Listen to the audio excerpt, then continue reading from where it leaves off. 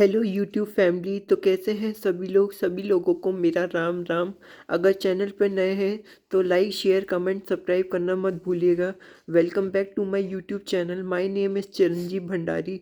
तो आज की वीडियो थोड़ी बिजनेस स्टडी होने वाली है, जो 12th क्लास की सब्जेक्ट है, मतलब बिजनेस स्टडी। तो चलिए वीडियो को देरी ना करके हम स्टार्ट करते हैं। तो आज हम बात करेंगे सेकंड चैप्टर की। तो सेकंड चैप्टर है आपका प्रिंसिपल ऑफ मैनेजमेंट। तो चलिए हम बात करते हैं इसमें, इसके अंदर क्या क्या हम पढ़ेंगे आज। तो कुछ मैंने नोट्स बनाए हैं जिससे हम समझेंगे कि क्या है ये कौन क्या इसके अंदर क्या क्या टॉपिक हैं। तो चलिए वीडियो को स्टार्ट करते हैं। तो ये है, ये नोट्स बना रखे हैं मैंने कुछ। तो इसमें हम देखेंगे, एक तो मीनिंग देखेंगे मैंने प्रिंसिपल ऑफ मैनेजमेंट का, और उसके बाद हम फीचर्स देखेंगे प्रिंसिपल ऑफ मैनेजमेंट की, और उसके बाद फिर देखेंगे हम importance of management principle. Importance of management principle, हाँ ठीक है। तो हम पहले बात कर लेते हैं meaning of principle of management की। तो क्या होता है ये principle management principle. Management principle are the statement of fundamental to truth which act as a guideline for taking managerial action and decision। तो मैनेजमेंट प्रिंसिपल क्या होता है। मैनेजमेंट प्रिंसिपल ये कह रहा है फंडामेंटल स्टेटमेंट होती है एक, जो कि मदद करती है एज अ मैनेजर, जो मैनेजर पोस्ट होती है, प्राइवेट हो या गवर्नमेंट हो, तो दोनों में ही पदें होती है, और उन पदों में मैनेजर होता है एज अ डेजिग्नेशन असाइन। तो उसकी बात कर रहा हूँ, उससे एग्जांपल के थ्रू आपको समझा रहा हूँ। मतलब कि तो मैनेजर प्रिंसिपल की रिस्पॉन्सिबिलिटी हो जाती है, और इस प्रिंसिपल को यूज़ करके वो अपने डिसीजन को ले पाता है अब मैनेजमेंट में। मतलब कि तो ये लाइन ये कहता है, इसका मीनिंग ये है, मतलब कि आपका। तो हम फिर nature characteristic of management principle हम अब आगे मतलब नेक्स्ट टॉपिक पढ़ेंगे इस चैप्टर में। मतलब कि तो इसमें कुछ पॉइंट है जो कि आपको बताएंगे कि क्या कैरेक्टरिस्टिक होगा मैनेजमेंट प्रिंसिपल का। मतलब कि तो पहला पॉइंट है आपका यूनिवर्सल यूनिवर्सल एप्लीकेशन है पहला पॉइंट। तो क्या कहता है ये, the principle of management are universal in nature, that means that they can be apply to all type of organisation irrespective of their size and nature. तो क्या होता है, यूनिवर्सली एक्सेप्टेड एप्लीकेशन होती है, यूनिवर्सल एप्लीकेशन। तो मतलब कि ये यूनिवर्सली मतलब कि सब में लागू होती है। ऐसा नहीं कि छोटी फर्म है तो या बड़ी फर्म है उसमें ही लागू होगी, बड़ी फर्म में ही लागू होगी, छोटी फर्म में भी, नॉन एनजीओस और एनजीओस मतलब कि नॉन ऑर्गेनाइजेशन में भी ये लागू होगी। तो पहला पॉइंट ये कहता है मतलब कि आपका। तो नेक्स्ट पॉइंट है आपका general guideline। Management principles are not a static or absolute statement. These cannot be applied blindly in all situations. The applicability of management principle depend on condition, nature of organization. Manager must apply these principles according to size, nature of organization, keeping in mind the requirement of organization। तो ये point क्या कहना चाहता है, general guideline मतलब कि कोई भी मैनेजर ब्लाइंडली आप कोई भी डिसीजन लेता है तो ब्लाइंडली अप्लाई नहीं करता, वो समझता है, देखता है चीज़ों को, फिर अप्लाई करता है। तो ये पॉइंट ये कहता है मतलब कि आपका।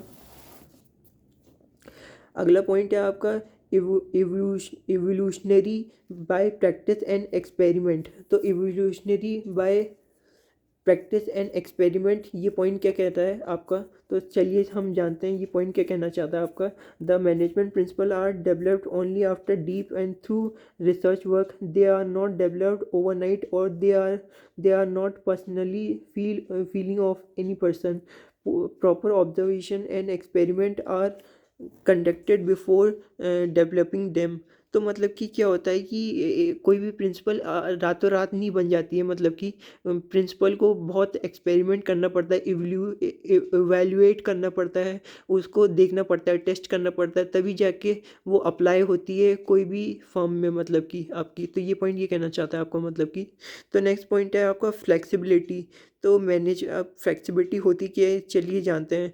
Management principles can be applied differently under different condition. Some changes can be made in application of principle according to the requirement of the company. तो क्या कहना चाहता है आपका ये मतलब कि these are not a set of rigid statement, these can be modified by manager who are using them। तो मतलब कि ये प्रिंसिपल फ्लेक्सिबल होती है, जैसे ढालोगे वैसे ढल जाएगी, मतलब कि जैसे आप बनाओगे अकॉर्डिंग टू द इन्वायरमेंट, मतलब मैनेजमेंट इन्वायरमेंट के जैसे जो भी होगा मैनेजमेंट इन्वायरमेंट वैसी ही आपकी ढल जाएगी, फ्लेक्सिबल होती है। तो ये पॉइंट ये कहना चाहता है आपका मतलब कि। तो चलिए बात करते हैं हम नेक्स्ट पॉइंट की। तो नेक्स्ट पॉइंट है आपका, next point based on cause and effect relationship. तो ये पॉइंट क्या कहना चाहता है, based on cause and effect relationship. तो चलिए जानते हैं इस पॉइंट को हिंदी में विस्तार से। Management principles are based on cause and effect. That means these principles tell us if the particular principle is applied in situation, what might be the effect.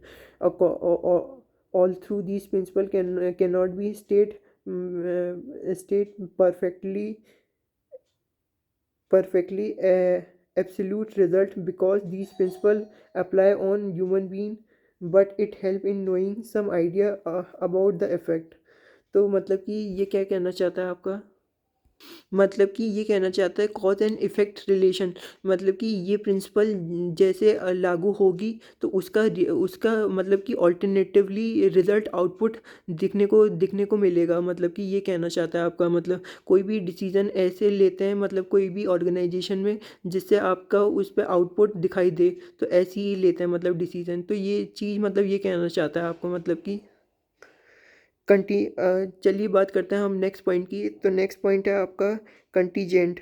तो कंटीजेंट होता क्या है, तो चलिए जानते हैं इस पॉइंट को। मतलब कि management principles are contingent depending upon the situation prevailing in environment.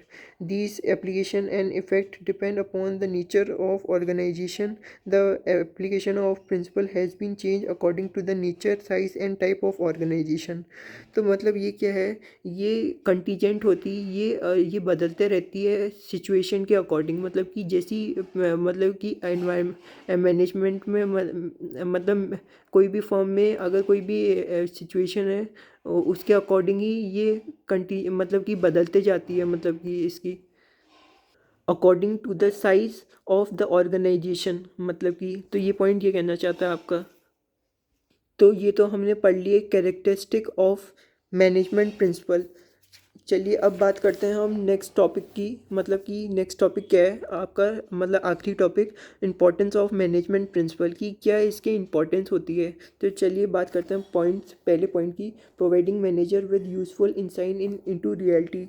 Management principle act as guideline for manager. These principle improve knowledge, ability, understanding of manager under various managerial situation. The effect of these principle help the manager to learn from their mistake and these principle guide manager to take decision at the right time। तो मतलब इसका मतलब इसका मतलब इसका मतलब क्या है, इसका मतलब समझते हैं हम थोड़े विस्तार से। तो मतलब कि ये प्रिंसिपल इम्प्रूव करती है किसी भी मैनेजर की नॉलेज, इम्प्रूव करती है एबिलिटी को इम्प्रूव करती है, और to take managerial decision according to the situation prevailing in the मतलब कि जो भी आप फर्म में है, तो फर्म में ही मतलब आपका कोई भी फर्म में। तो ये पॉइंट ये कहना चाहता है। तो अगले पॉइंट की हम बात कर लेते हैं। तो नेक्स्ट पॉइंट है आपका optimum utilisation of resource. The management principle insist on planned activities, systematic organization of men and material in organization principle are designed to get maximum benefit from the human effort and other resources। तो इसको इस point से हमें क्या समझ में आता है, इस पॉइंट को चलिए जानते हैं। तो इस पॉइंट में कहना चाहता है आपका ऑप्टिमम यूटिलाइजेशन ऑफ रिसोर्स, मतलब कि जितने भी आपके पास रिसोर्सेज अवेलेबल हैं, जो भी उसका संपूर्ण उस सदुपयोग, मतलब सदुपयोग मतलब कि उसका जितना भी अच्छा यूज़ कर सकते हैं, और कम रिसोर्सेज में ज़्यादा से ज़्यादा आउटपुट लेने की कोशिश करनी चाहिए। मतलब कि ये पॉइंट ये कहना चाहता है आपका मतलब कि। अब चलिए बात करते हैं हम नेक्स्ट पॉइंट की। तो नेक्स्ट पॉइंट है आपका साइंटिफिक डिसीजन। तो इसको समझते हैं साइंटिफिक डिसीजन को क्या कहना चाहता है ये point. Manager have to take number of decision every day, so they need to assist the resource of organisation very carefully, so the appropriate decision can be taken by them using availability resource. The manager principle enable the manager to approach various problems systematically and scientifically। तो मतलब कि कोई भी decision ऐसे ही नहीं बन जाता है, उसको साइंटिफिकली वो एक्सपेरिमेंट करते हैं और अलग अलग सिचुएशन में तब जाके कोई भी डिसीजन इम्प्लीमेंट होता है किसी भी ऑर्गेनाइजेशन में। तो ये पॉइंट ये कहना चाहता है आपका मतलब कि, तो ये है मीटिंग। अब चलिए बात करते हैं हम नेक्स्ट पॉइंट की। तो नेक्स्ट पॉइंट है आपका meeting changes environment requirement। Every business has to change in the organization according to the take place in business environment। Manager principle train the manager in implementing the change in right direction at right level in the organization। All through the manager principles are relatively and general guideline, yet by modifying these principles can make change in the organization। तो क्या होता है, कोई भी decision होता है according to जो बाहर प्रिवेलिंग सिचुएशन है, मतलब आउटसाइड द फर्म जो भी सिचुएशन अकर कर रही है, अकॉर्डिंग टू दैट हम डिसीजन बनाते हैं। मतलब कि कोई भी डिसीजन फर्म में या ऑर्गेनाइजेशन में, मतलब कि और मतलब manager take right decision at right time. मतलब कि कोई भी डिसीजन राइट मतलब कि अकॉर्डिंग टू कोई सिचुएशन, मतलब कि वो डिसीजन लेता है मतलब कि आपका। तो ये पॉइंट ये कहना चाहता है आपका मतलब कि अगर बाहर की कुछ आवाज़ें आ रही हैं तो इसको इग्नोर करना, सॉरी फॉर दैट। अगला पॉइंट आपका चलिए बताते हैं हम। अगला पॉइंट और लास्ट पॉइंट क्या है, मतलब कि आपका management train educate and research. तो ये पॉइंट क्या कहना चाहता है आपका मतलब कि management train educate and research. तो ये पॉइंट को समझते हैं हिंदी में थोड़ा सा विस्तार से। मतलब कि the management principle stress on scientific judgement and logical thinking. As the result these principle act as a base of doing research and development in management studies. These principle provide organisation body of knowledge to perform research work and generate more and more knowledge। They provide new idea, imagination and base for research development। तो मतलब कि कोई भी decision हमें मतलब कि अगर implement होता है मतलब ऑर्गेनाइजेशन में, तो वो किस लिए होता है, वो साइंटिफिक जजमेंट और लॉजिकल थिंकिंग के अकॉर्डिंग मतलब बेस्ड होता है कोई भी डिसीजन। मतलब कि आपका और क्या करता है, वो इनोवेटिव आइडिया लाता है कोई भी decision, imagination and base for research and development. मतलब कि रिसर्च एंड डेवलपमेंट होती है उस डिसीजन से, मतलब कि जो भी आप लेते हो। तो ये पॉइंट ये कहना चाहता है आपको मतलब कि, तो हमने सारे पॉइंट इसमें कवर अप कर लिए, जितने भी टॉपिक थे हमने कवर अप कर लिए। अब हम ये वीडियो ज़्यादा बड़ी बन रही है तो वीडियो का एंड करते हैं।